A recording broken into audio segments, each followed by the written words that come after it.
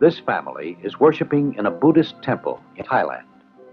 They are part of the Buddhist world. Buddhism means enlightenment. Buddhists believe they can achieve enlightenment by following the middle way, a way of life between self-denial and self-indulgence. This enormous reposing figure shows the Buddha in the state of nirvana. Nirvana is a spiritual condition in which the enlightened soul is free from the bonds of ignorance and all earthly desires. In all parts of the Buddhist world, believers strive in different ways toward the goal of nirvana. Here on the streets of Bangkok, pious Buddhist laymen give offerings of food to Buddhist monks. The monks, identified by their saffron-colored robes, accept rice, vegetables, and other food in their begging bowls. This act of giving food to the begging monks, according to Buddhist doctrine, will gain merit for the donor. Merit may be acquired in other ways.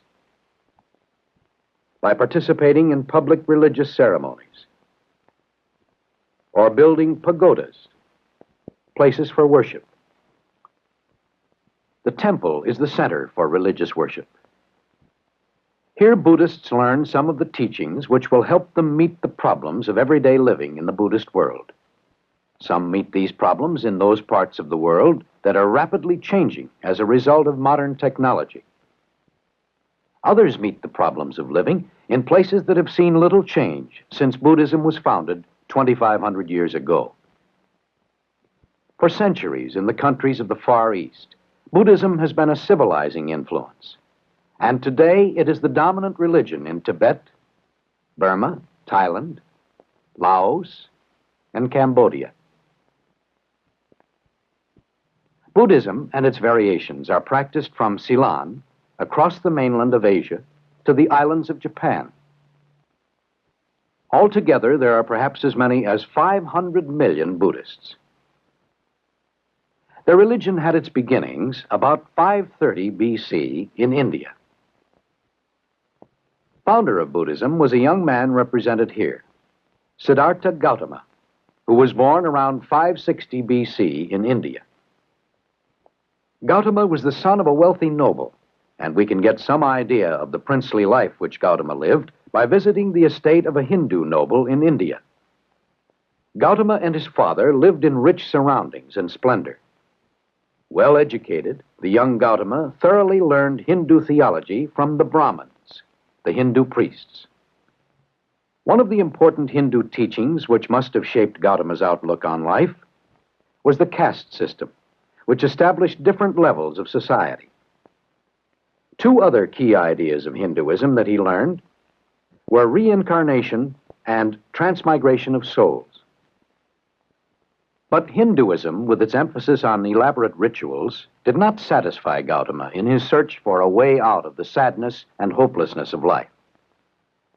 Gautama became unhappy and restless after witnessing human suffering.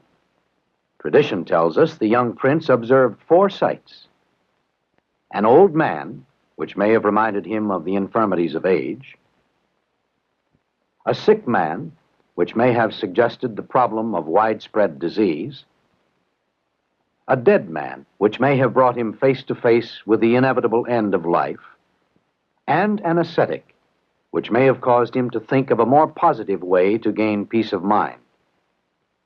In order to find his answer, Gautama left his home, gave up his wealth and pleasures and all the things he had loved. During the next 6 years, Gautama wandered throughout India with 5 monks. The men fasted and beat themselves regularly until, as Gautama said, "Like withered reeds became all my limbs, like a camel's hoof my hips, like a wavy rope my backbone." Finding that the ascetic life led only to physical exhaustion and not to wisdom, Gautama journeyed by himself until he came to a bo tree. During his long meditation, Gautama achieved wisdom and spiritual understanding. Out of this would come the middle way, a life between the extremes of self-denial and self-indulgence. After this period of meditation, Gautama was called the Enlightened One, or Buddha. This event is so important to Buddhism that statues portray it. This represents Prince Gautama before enlightenment. This represents the Buddha after enlightenment, serene and blissful, having achieved nirvana. At this park at Sarnath, India, Buddha preached his first sermon. The actual spot is marked by a shrine which is sacred to all Buddhists. To his disciples, Buddha preached the four noble truths. Human life is full of suffering. Suffering comes from desire. The cure for suffering is the elimination of desire, and the way to achieve elimination of desire is by the Noble Eightfold Path. The Noble Eightfold Path, which Buddhists believed will lead to nirvana, consists of 8 ethical ideas which guide behavior: right knowledge or belief, right intention, right speech, right conduct, right means of livelihood,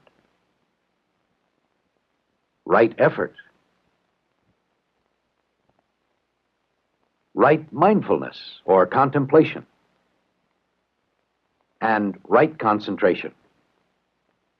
The Noble Eightfold Path that Buddhists follow is represented by the 8 spokes of this symbolic wheel. This wheel of law was devised by King Asoka, a devout Buddhist who ruled India from 274 to 232 BC.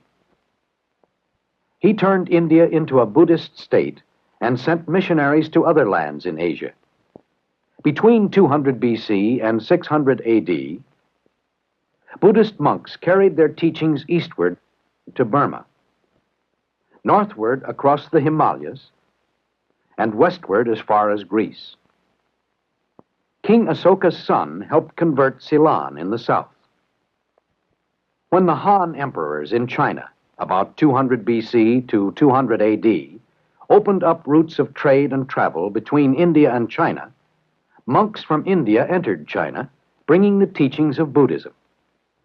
From China, Buddhism spread to Indochina, Mongolia, Korea, and Japan. As Buddhism spread, it was modified. In Thailand, a strict form of Buddhism, Hinayana, is practiced. It holds that only monks and nuns can attain nirvana. Here in Tibet, Mahayana Buddhism, a second modification of the religion, has taken a different form called Lamaism. Prayers are written on wheels. Turning the wheels has the effect of repeating the prayers. War dances performed by Tibetan monks are designed to ward off evil spirits.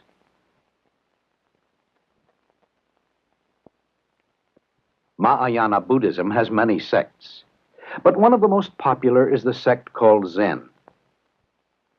Practiced by many Japanese, Zen teaches that in simple rituals, such as in the tea ceremony, religion can be linked to everyday life. The enjoyment of nature is another way Buddhists seek to understand the mysteries of life. This Japanese sand garden was designed as a place for contemplation and meditation. The 3 stones, set in a formal design in sand, are symbols with many meanings. To some, they may represent the sorrows of war and poverty, and to others, the insignificance of man.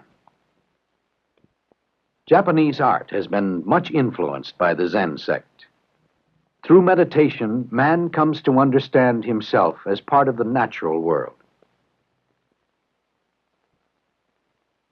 The doctrines of the various sects of Buddhism have changed little throughout the centuries, despite changes in the patterns of life in these countries. The spiritual force of this religion stems from the teachings of the Buddha, who modified the concepts of the older Hindu religion. Buddhism teaches the middle way, a life avoiding extremes, in order to achieve nirvana, perfect peace. As one of the oldest established religious institutions in the world, Buddhism embodies the tenets of peace and salvation for hundreds of millions of people living in the Buddhist world.